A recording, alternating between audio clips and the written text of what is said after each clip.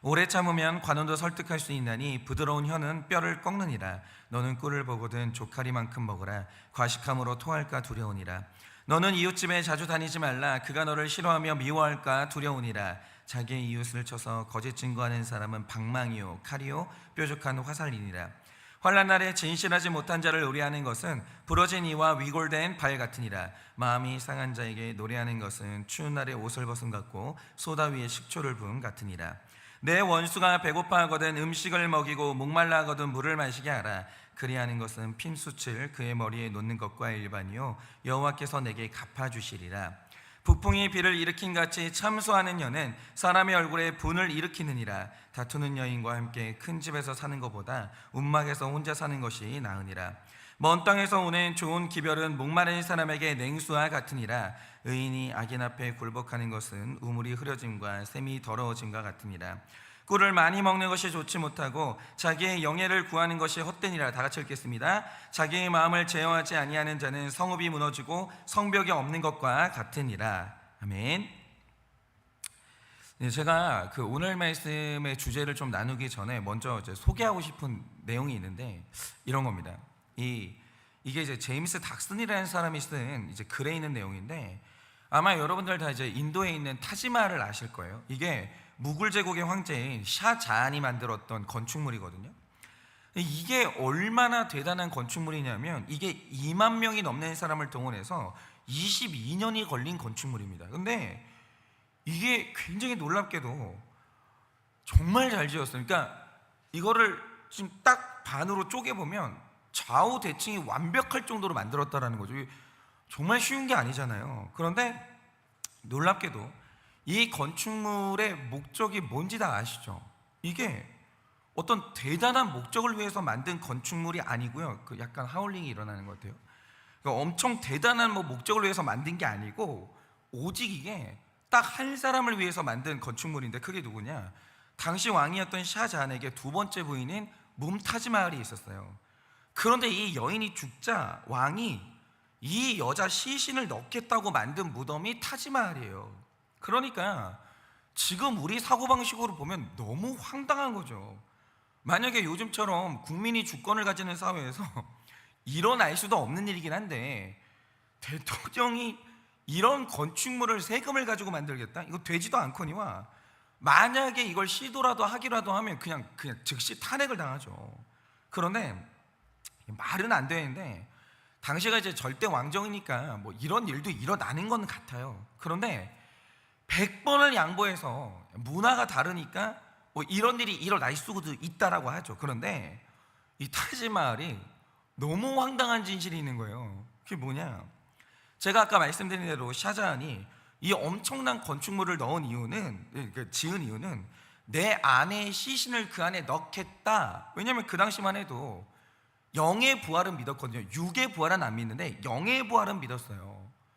영으로 다시 살아나는 사람들이 살아가야 될 건축물은 필요하다라고 믿었거든요. 그래서 지은 건물이 피라빗 아니면 타지마할이거든요. 내 아내의 시신을 넣겠다, 그게 목적이잖아요. 그런데 문제는 이 타지마할 안에 이 건축물의 목적이죠, 시신이 없어요. 그럼 이유가 뭐냐? 한창 이 타지마할이 지어질 때 황제가 직접 시차를 나온 적이 있거든요. 그런데 시차를 하다가 웬 나무 상자에 걸려 넘어질 뻔한 거예요. 그런데 만약 그때가 황제가 다쳤다, 그 현장 책임자는 그냥 목이 날아가는 거죠. 그런데 다행히 황제가 다친 곳이 없었고 그냥 넘어갔지만 굉장히 큰 위기를 넘겼던 현장 책임자가 얼른 그 상자를 치워가지고 불태워버렸거든요. 그리고 얼마 후에 드디어 타지마할이 완성이 된 거예요. 그러면 이제 이 건물이 지은 목적 있잖아요. 죽은 왕후의 시신을 넣어야 될 거 아닙니까? 아무리 찾아도 없는 거예요. 아무리 찾아도. 근데 한참 찾다가 나중에 밝혀진 사실이 뭐냐? 그때 황제가 걸려 넘어져서 불태워 치웠던 그 상자가 왕후의 시신이 담겨져 있던 이 관이었던 거예요. 근데 이게 말이 되나 싶지만 실제로 있었던 일이래요. 그래서 정작 타지마할이 지어졌을 때 이 건축물이 목적했던 왕후의 시신은 그 안에 넣을 수가 없는 거예요. 없는 거예요. 너무 황당한 거죠. 그것 때문에 지었는데 그게 없는 거예요 지금. 그래서 지금도 타지마할에 가면 왕후의 관이라고 부르는 물건은 있어요. 그거는 있어요. 그런데 그 안에 사람이 없어요. 반드시 있어야 되는 그 사람이 그 안에 없어요. 지금 그게 비어있는 관이라는 거예요. 그러니까 여러분 보세요. 타지마할이 완벽한 건축물이래요. 경이로운 건축물인데 애초에 죽은 왕후의 시신을 그 안에 넣을 게 아니었으면 만들 일이 없는 건축물이거든요. 그런데 이렇게 힘들게 건축물을 지어놓고 보니까 알맹이인 왕후의 시신이 불태워지고 없는 거예요.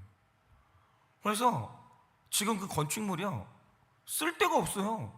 그러니까 사람들이 구경할 게 아니면 아예 실용적으로 쓸데가 없어요. 그래서 지금 거기 텅 비어있다라는 거예요. 그러나 이게 뭐냐? 이게 바로 성경이 말하는 헛됨이에요. 헛됨. 타지마할 완벽한 건축물입니다. 근데 그게 헛돼요. 왜냐하면 있어야 될 게 없어요. 그것 때문에 이걸 지은 건데 이걸 지은 그 목적이 거기에 없다니까요. 이걸 말하는 게 뭐냐? 이게 헛됨이에요. 그러니까 이런 거죠. 여러분, 우리는 구원받으려고 태어난 존재예요. 근데 구원을 못 받았는데 아무리 열심히 하잖아요. 성경이 그 인생을 말해서 하는 말이 뭐냐? 이게 헛되다예요. 이게 헛됨이에요. 저는 이 건물의 존재 자체가 황당하지만 그런다 할지라도 만약 그 건물 안에 있어야 될 황후의 시신이 거기 있었으면 이 황당함이 좀 덜할 수도 있죠. 그런데 이렇게 힘들게 무덤을 만들었는데 정작 있어야 될 게 그 자리에 없으니까 그 건물을 지었던 수많은 사람들의 땀 흘림, 이게 완전히 다 헛된 거로 돌아가는 거예요. 그러니까 이런 겁니다. 제가 지난주 수요일에 잠언서가 말하는 지혜 하나를 나눴었거든요. 그게 뭐냐면 무엇이 중요한지를 아는 지혜였어요. 그러니까 식탁에서 권세자와 식사를 할 때 중요한 게 권세자인가 음식인가, 이 세상에서 중요한 게 돈이냐 하나님이냐, 뭐가 더 귀한지를 분별할 줄 아는 그 지혜, 이게 바로 우리를 구원하는 지혜라고 말씀을 드렸거든요. 그런데 오늘 말씀을 보면 또 하나의 너무 중요한 지혜를 말해주는 거예요. 그게 뭐냐? 어떤 것이든 위치가 있는 거예요. 여러분, 세상에 어떤 것도 자기 자리가 있어요. 근데 그 위치가 뭔지를 아는 거, 그러니까 나는 어디 있어야 돼요? 근데 위치가 뭐예요? 사람들이 있잖아요. 이거 몰라요. 내가 뭐 하는 사람이고 어디 있어야 되고 어디에 위치해 있어야 되는가, 이 자리에 내가 머물러 있는 거, 그걸 알고 거기에 머물러 있는 것, 이게 지혜라는 거예요. 그러니까 오늘 말씀을 보시면요 굉장히 재미있는 예화들이 있는데 15절을 보면 이제 이런 말씀을 하시죠. 오래 참으면 관원도 설득할 수 있나니 부드러운 혀는 뼈를 꺾느니라. 멋진 말이에요 진짜. 네 입술에 있어야 될 게 있으면 부드러운 혀가 뼈를 꺾는다는 거예요. 그런데 여기에서 나오는 관원이 뭐냐면 수요일 말씀처럼 왕을 의미하는 게 아니라 오늘 말씀의 관원은 재판장을 의미하는 거예요. 그런데 여러분 잘 보세요. 재판장은 판결하는 사람이잖아요. 그런데 판결할 때는 재판장들은 내가 눈으로 본 걸 판결하는 게 아니에요. 그럼 뭘로 판결하냐? 양쪽이 서로가 다른 자기의 입장을 설명하는데 여기서 누가 더 논리적인 설명을 하는가, 누구의 설명이 더 법의 기준에 충족하는가, 이것만 가지고 판결해요, 판사는. 그래서 제가 실제로 다른 사람의 법정에 들어가 본 적이 있거든요. 그런데 여러분, 우리가 영화에서 보는 검사와 변호사의 모습이 뭡니까? 예를 들어서 송강호 씨가 변호사로 나왔던 이제 그 영화가 있었는데 막 흥분을 하면서 얘기하잖아요. 주권은 국민에게 있고 막 국가란 국민입니다 그러면서 막 엄청 흥분을 하잖아요. 얼굴 시뻘개지면서. 그런데 법정은 안 그래요.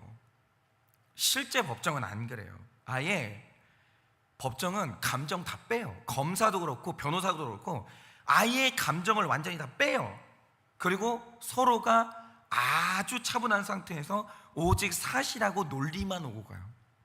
그러니까 우리가 얼마 전에 뭐 탄핵 재판을 이제 뭐 영상으로 봤잖아요. 소리 지르는 사람이 있어요 거기? 없어요.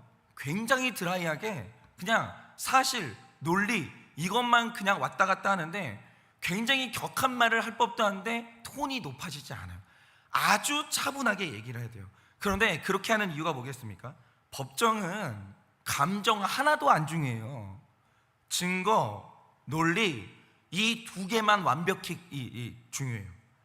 이걸로만 설득하는 곳인데 거기서 감정으로 나가면 100% 불이익을 받아요. 감정으로 나가는 사람은 법정에서 쫓겨납니다. 그날로 불이익을 받는 거예요. 그러니까 지금 15절이 말하는 게 뭡니까? 법정은 감정이 있는 데가 아니야. 감정은 다른 곳에서 감정이 있어야 되고요, 법정은 감정이 있는 곳이 아니야. 법정은 부드러운 혀가 일하는 곳이야. 법정은 감정이 있으면 안 돼, 이걸 말하는 거예요. 근데 법정에 잊지 말아야 될 게 있잖아요. 그 재판 집니다. 지는 거예요. 그리고 또 하나, 이거는 제가 실제로 겪었던 일인데, 여러분이 이제 18절을 말씀을 보시면 이런 말씀이 있죠. 자기의 이웃을 쳐서 거짓 증거하는 사람은 방망이요 칼이요 뾰족한 화살이리라, 이렇게 얘기하죠. 그러니까 사람에게 말을 전달하는 입이 있어요. 그런데 입이라는 자리에 있어야 되는 언어가 뭐냐라는 거예요. 이게 뭐가 있어야 돼요, 입에. 그게 성경은 딱 말하는 거예요. 입에 있어야 되는 건 뭐냐면 정직하고 진실이라는 거예요. 그러니까 누가 됐든지 간에 입에 있어야 될 정직과 진실이 있으면 어딜 가든지 너는 신뢰를 얻게 되고, 너는 왕하고도 식사를 하게 되고, 사람들한테 신뢰를 얻은 사람은 직분을 받게 되고 관계가 좋을 수밖에 없고, 심지어 누군가가 일을 끝없이 맡기는 거예요. 근데 그게 입이에요. 입이에요. 그게 입에 있어야 될 게 있으면 인생이 바뀐다라는 거예요. 그러니까 뭐가 됐든지 간에 그 자리에 그게 있다라는 건 너무너무 중요하다는 거죠. 뭐든지 만물이 자기 위치가 있어요. 오늘 성경이 말하는 게 있어요. 모든 만물은 자기 위치가 있어요. 있어야 될 자리가 있는 거죠. 그게 거기에 있으면 아무 문제가 안 일어나요. 그런데 어떤 사람들을 보면 그 입에 있어야 될 정직과 진실은 없고 입만 열면 거짓 증거가 나오는 분들이 있는 거예요. 우리는 그걸 뻥이라고 하죠. 입만 열면 사실에서 뭔가를 과장하거나 사실에서 뭐를 빼거나 없는 사실을 있었다라고 하면서 계속 뻥을 날리는 거예요. 그게 입에 있으면 안 되는 거거든요. 근데 문제는 이게 사람을 치는 방망이가 되고 칼이 되고 뾰족한 화살이 돼서 너무 많은 사람이 다치는데, 저는 이걸 한번 경험한 적이 있거든요. 그러니까 대부분은 다 제 삶의 결론이에요. 뭐 98%는 제 삶의 결론이죠. 근데 한 번은 정말 너무 신기한 일을 겪었는데, 제가 그때 이제 제 아내랑 연애를 하던 때예요. 근데 어느 날 갑자기 저랑 같이 사역하는 부목사님 한 분이 저한테 오시더니 뜬금없이 저한테 물어보시는 게 뭐냐면, 목사님 혹시 우리 교회 누구누구 집사님한테 그분 딸 저한테 주세요, 이런 말을 한 적이 있어요? 다시 말해서 나의 결혼 상대로 집사님 딸을 좀 저한테 주세요, 이랬어요? 물어보는 거예요, 저한테. 근데 저는 그 말을 듣고 진짜 놀란 게 뭐냐면, 제가 그때 이제 아내랑 이제 연애를 하면서 한창 결혼 생각을 하고 있었는데, 아무리 제가 정신이 좀 저는 뭐 그럴 수 있는 사람이긴 한데 그때는 그러지는 않았던 것 같아요. 아니, 내가 한 여자랑 결혼을 이제 준비하고 있는데 다른 여자랑 또 결혼 시도를 한다는 게 약간, 저도 정신이 이상해지면 그럴 수도 있는데 그 당시에는 그렇게까지 정신이 이상하진 않았거든요. 근데 너무 황당한 말을 들으니까 저도 저를 의심하게 되더라고요. 내가 그랬나 진짜? 내가 그런 비슷한 멘트라도 한 적이 있나? 근데 그분 딸이 제 취향에서 좀 심하게 벗어나 있는 분이었어요. 아주 많이. 그러니까 다른 분이 보면 예쁠 텐데 제 취향에는 아주 심하게 멀리 있는 분이었거든요. 그러니까 좀 취향에 가까우면 좀 회개라도 해볼 텐데, 이게 내가 이성의 끈이 끊어지지 않는 한 그럴 말을 할 수가 없는 자매님이었거든요. 이런 생각이 들면서 아무리 생각을 해도 그런 말 비슷한 걸 한 적이 없는 것 같은 거예요. 근데 이게 만약에 소문이 퍼져서 제 아내가 듣기라도 하면 저를 어떻게 생각하겠어요? 누가 그런 남자랑 결혼을 해요? 제가 너무 이제 괴로워서 고민을 하다가 제가 엄청 신뢰하는 권사님한테 이걸 좀 얘기를 해봤어요.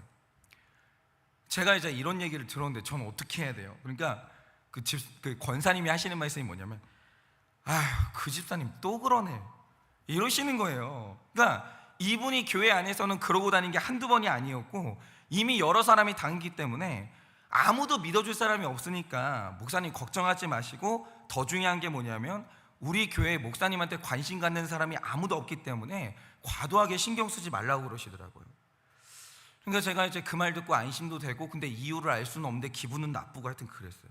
그러니까 입이, 제가 잠언서를 묵상하면서 너무 진짜 이게 중요하게 배우는 게 뭐냐면, 입이 진짜 신기한 게요, 입에 있어야 될 게 있어요. 입에 정직과 진실이 있으면 그게 나도 살리고 남도 살려요. 진실은 나를 보호하는 최고의 갑옷이에요. 그리고 남도 살려요. 그리고 사람들한테 신뢰를 얻게 만들어요. 그러면 물질도 들어와요. 입에 있어야 될 게 있으면 입이 너무 많은 걸 가져오는 거예요. 그런데 입에 잊지 말아야 될 거짓 증거가 있으면 내가 죽고 남도 죽어요. 나 혼자 안 죽어요. 남도 같이 죽어요. 그러니까 어디든지 만물이 잊지 말아야 될 게 그 위치에 있으면 너무 심각한 일이 벌어지는 거죠. 그런데 제가 오늘 말씀에서 주목하는 건 이겁니다. 세상 모든 만물은 자기가 있어야 되는 그 자리가 있어요. 물고기는 물에 있어야 돼요. 근데 이게 취향의 문제가 아니에요. 물고기가 물에 있지 않으면 죽어요. 새는 하늘에 있어야 돼요. 원숭이는 나무를 타는 것이고 사자는 초원에 있어야 되는 거예요. 마찬가지로 엄마는 엄마 자리에 있어야 돼요. 엄마가 아빠 자리에 가시면 안 돼요. 아빠는 아빠 자리에 있어야 돼요. 아빠가 엄마 자리에 가면 안 돼요. 아빠가 뒤에 숨어가지고 하나도 힘든 일 안 하려고 그러고 다 엄마한테 미루고 그 집 아파요. 다 아파요. 아빠는요 정확히 아빠 자리에 있어야 돼요. 엄마는요 정확히 엄마 자리에 있어야 돼요. 직장인이 근무 시간에는 직장에 있어야 돼요. 목사는 교회에 있어야 돼요. 목사가 직장 나가 있으면 교회 망합니다. 목사는 교회에 있어야 돼요. 쓸데없이 무슨 돈 어디에 돈이 있냐, 어디 가면 돈 많이 버냐, 이거는 관심 자체를 꺼야 돼요. 목사는 교회에 있는 거죠. 근데 이게 당연한 것 같은 게, 신기한 죄인의 특징이 뭐냐, 16절이 말하는 것처럼 모든 음식은 위장 안에만 머물러 있으면 아예 문제될 게 없죠. 근데 우리는 꼭 과식을 해요. 그래서 음식이 위장의 경계를 넘게 만들어요. 아빠가 아빠의 자리에 안 있어요. 아빠가 게임하는 아들 자리에 있어요. 여러분, 아빠는 밤새도록 게임하는 사람이 아니에요. 그거는 아들들이 하는 짓이고요. 아빠는 가정을 돌봐야 돼요. 집을 다스려야 돼요. 내 가정을 보호해야 돼요. 아빠가 아빠 자리에 있어야 될 거예요. 근데 아빠가 아빠 자리를 이탈해서 게임하는 자리에 앉아 있는 거예요. 엄마는 엄마 자리를 이탈해요. 엄마는 자녀들을 돌봐야 돼요, 사랑으로. 왜 엄마가 밤낮 없이 밖에 나가가지고 왜 수다 떨고 있냐고요. 해야 되죠. 그런데 엄마가 있어야 될 자리에 왜 거기에 없고 왜 엄한 데 가서 있냐고요. 그래서 사람은 사람의 자리에 있어야 돼요. 그래서 사람이 꼭 하나님의 자리를 탐해요. 그러니까 이 모든 문제의 시작이 뭐냐면, 하나님이 정해주신 경계를 넘는 게 문제인데, 우리를 경계를 넘고 싶은 죄성이 있어요. 경계를 넘으면 쾌감이 느껴져요. 그러니까 내가 내 자리를 지키는 게 너무너무 어려운 거예요. 그래서 반드시 길러야 되는 능력이 있는데, 바로 그게 15절이 말하는 오래 참음의 능력인 거예요. 이게 어제 말씀의 언어로 말하면 버티는 능력인 거죠. 그런데 잠언서를 묵상하면서 이런 걸 좀 분별해야 되는데요. 자, 보세요. 은사는 능력하고 달라요. 은사는 노력한다고 얻어지는 게 아니라 하나님이 주시는 거예요. 은사는 방언을 노력으로 받아요? 천만의 말씀입니다. 방언은 어느 날 하나님이 원하는 사람에게 주시는 거예요. 선물로. 노력의 영역이 아니에요. 마찬가지로 지식은 노력으로 얻어지지만 지혜는 하나님을 경외하는 자만 얻는 은혜예요. 그런데 잘 들으세요. 오래 참음은 은혜가 아니에요. 이거를 하나하나 분별해야 돼요. 오래 참음은 은혜가 아니에요. 내가 가만히 있으면 어느 날 하나님이 오래 참음의 능력을 딱 주시는 게 아니에요. 방언은 어느 날 갑자기 받아요. 오래 참음은 그거 아닙니다. 이거는 성화의 영역에 속하는 능력이기 때문에 땀 흘리고 노력해서 개발해야 되는 능력이 뭐냐? 그게 바로 오래 참음이에요. 그러니까 오래 참음이 뭐냐라고 할 때 원어적인 뜻을 보면 오래 붙들고 있다, 그 뜻이거든요. 예를 들면 이런 겁니다. 제가 최근에 참 기념비적인 일이 있었는데, 드디어 제 딸이 두발 자전거를 탔어요. 근데 이거를 저희 교회 집사님 한 분이 가르쳐 주셨는데, 제가 보니까 어린애가 어린아이한테 두발 자전거를 가르치려면요 반드시 해야 되는 게 있어요. 그게 뭐냐? 애가 자전거를 탈 때 누가 뒤에서 붙잡아주고 있어야 돼요. 두발 자전거는 이게 되게 중요해요. 그러니까 아이들이 처음에 자전거를 타면 넘어지는 두려움이 있잖아요. 이게 만성이 되면 못 타요, 자전거를. 그러니까 누가 뒤에서 자전거를 잡아주고 있으면 기울 때 잡아주면 안심을 하고 타는 거예요. 그런데 그거 생각보다 오래 잡아주고 있어야 돼요. 이 아이가 똑바로 자전거를 타기까지 뒤에서 누구 하나가 꽤나 오래 잡아주고 있어야 돼요. 잠깐 잡아주다 말면 넘어지는 걸 반복해되면서 나중에는 못하게 되는 거죠. 그래서 이 아이가 자전거를 타면 가르치는 사람은 오래 잡아주는데, 오래 잡아주다가 쓱 하고 손을 놓으면 애는 뒤에서 어떤 사람이 그 손을 놓은 것도 모르고 계속 타요. 그럼 걔는 이제 타는 거예요. 그러니까 사람이 어느 자리든 자기 자리에 잘 있으면 인생이 편하고 하나님이 그 사람에게 주시는 복을 받아요. 입에 정직하고 진실이 있으면 그 입에 하나님이 복을 부어주시는 거예요. 그런데 우리가 그 자리에, 내가 있어야 될 자리에 정착하려면 초반에는 힘쓰고 애써서 오랜 시간 나를 붙드는 그 기간, 오래 참는 기간이 필요해요. 오래 참아야 돼요. 오래 참을 수 있어야 돼요. 이거는 있고 없고가 너무 큰 차이가 나는 거예요. 예를 들면 이런 거죠. 제가 지금 이제 거의 날마다, 100% 날마다는 아니에요. 거의 날마다 설교 준비를 하는데, 지금은 이 자리, 이 직분이 익숙해졌어요. 지금은 별로 안 힘들어요. 그냥 저는 이게 삶의 일부가 돼 있어요. 그런데 제가 처음 담임 목사가 돼서 처음으로 한 달을 어디도 안 가고 사무실에 들어박혀서 한 달을 해본 거예요. 처음에 한 달 그렇게 살고 나니까 원색적으로 표현하자면 미쳐버리겠더라고요. 진짜 미칠 것 같더라고요. 답답한 거는 말할 필요도 없고, 내가 이거를 20년을 해야 된다는 게 감당이 안 되는 거예요. 상상만 해도. 그러니까 내가 언제까지 이걸 할 수 있겠는가 하는 불안함과 여기에 틀어박혀 살고 있는 나 자신에 대한 연민이 밀려오면서 공황장애가 막 몰려올 것 같더라고요. 정말 소리 지르면서 뛰쳐나가고 싶은 거예요. 그래서 담임 목회를 하고 한 달 만에 도망가야 되겠다. 내가 이거 잘못 왔다. 이건 내가 할 수 있는 일이 아니다. 이 생각이 머리와 가슴을 완전히 지배해 버렸어요. 그래서 저 죄송한데 저는 아닌 것 같아요, 이러고 떠나고 싶었는데 마음 한편에 드는 생각이 그런 거예요. 내가 지금 이 날을 위해서, 내가 담임 목회자가 되는 이 날을 위해서 학부와 대학원만 7년 다녔어요. 공부를 열심히 한 건 아닌데 7년을 다녔어요. 7년을. 부교육자로 수련을 받은 게 20년이에요. 나 교수님하고 공부를 따로 한 게 6, 7년이에요. 근데 드디어 내가 여기를 왔는데, 내가 한 달 만에 이걸 그만두는 건 지난날 투자한 세월이 너무 아깝지 않나. 죽든 살든 1년만 한번 버텨보자, 이 생각이 드는 거예요. 그래서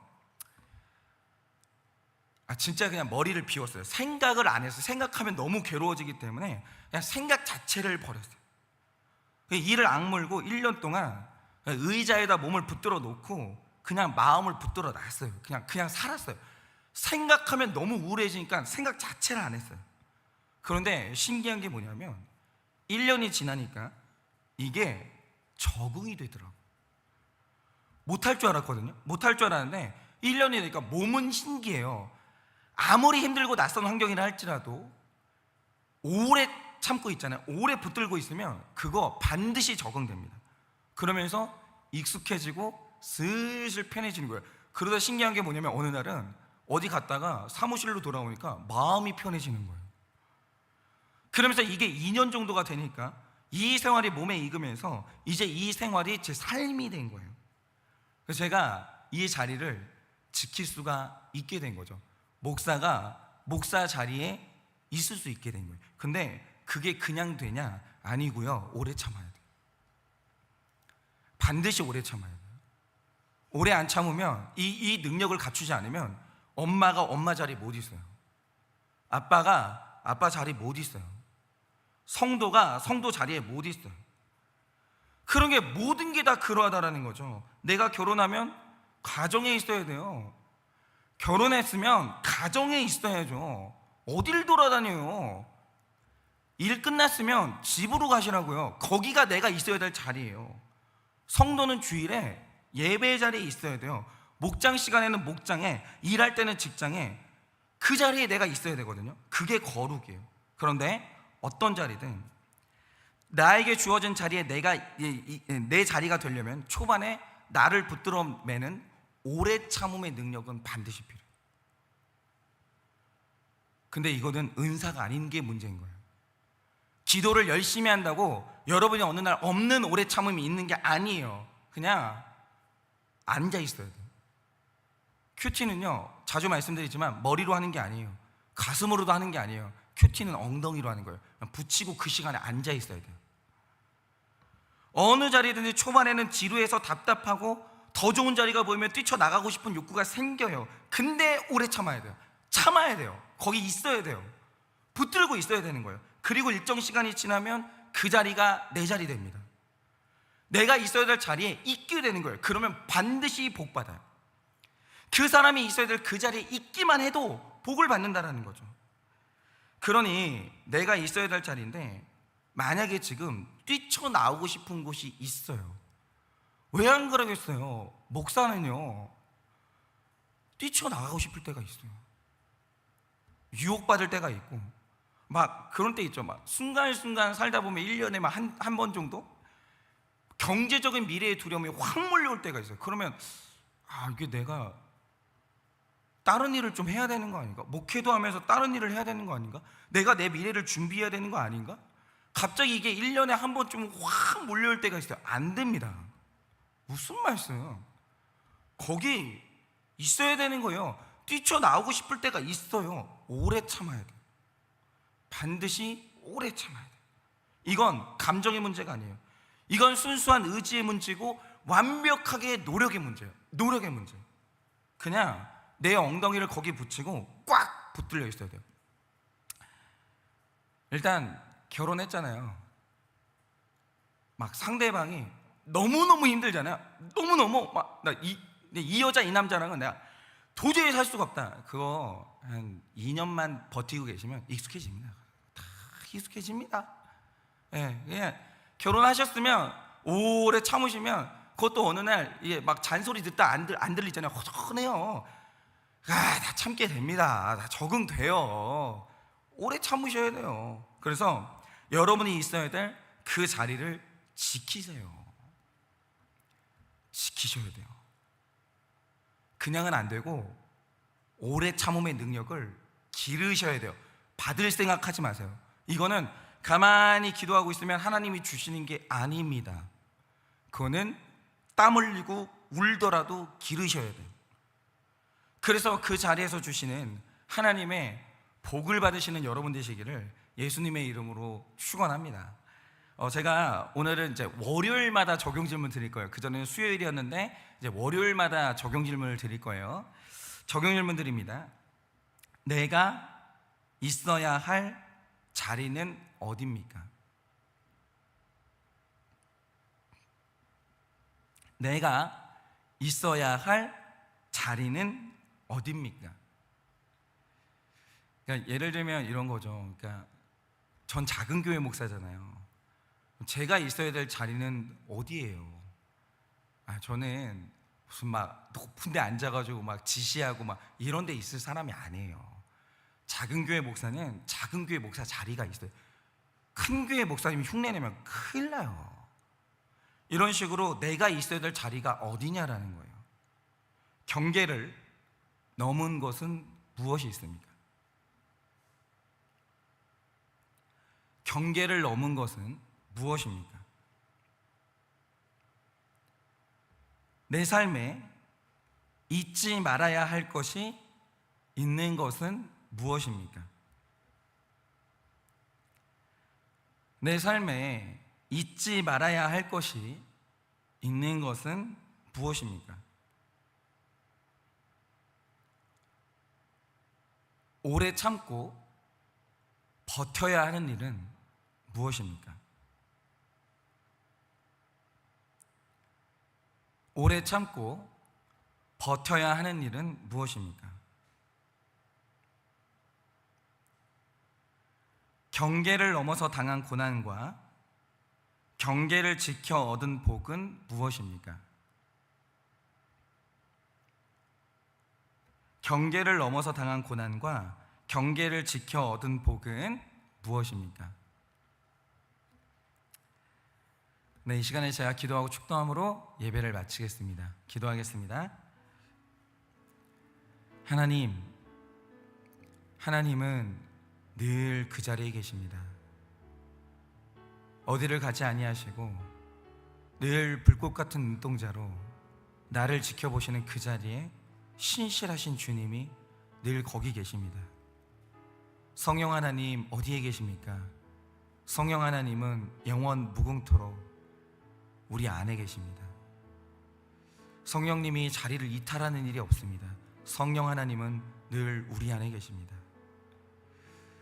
주님, 이것이 바로 우리가 삶에서 지켜야 될 거룩인데 우리는 내 자리를 지키고 있습니까? 혹시 우리가 내가 잊지 말아야 될 바로 그 자리에 서 있지 않습니까? 내 마음이 있어야 될 곳에 있습니까? 혹시 내 마음이 잊지 말아야 될 곳에 내 마음이 있지는 않습니까? 내 주제에 맞게 있어야 될 자리가 있는데 혹시 내가 주제에 맞지 않는 자리에 있지는 않습니까? 주님, 오직 주님 앞에 오늘도 이 아침에 구하오니 내가 있어야 될 자리가 어딘지를 아는 지혜를 허락하여 주시고 내 자리를 지킬 수 있는 오래 참음의 능력을 하나님께서 기를 수 있도록 은혜를 허락하여 주사 오늘도 우리는 내 자리를 끝까지 지켜내 하나님께서 주시는 복의 복을 받는 우리가 될 수 있도록 은혜를 허락하여 주시옵소서. 지금은 우리 주 예수 그리스도의 은혜와 하나님 아버지의 그 크신 사랑과 성령님의 위로하시고 교통하여 주시는 그 역사하심이 오늘도 내가 있어야 될 자리를 아는 지혜와 내가 그곳에서 버티고 있는 오래 참음의 능력을 길러내 마침내 내 자리에서 하나님이 주시는 복을 받기를 원하는 사랑하는 모든 주의 종들의 머리 위에 지금으로부터 영원 무궁토록 함께 있을지어다. 아멘.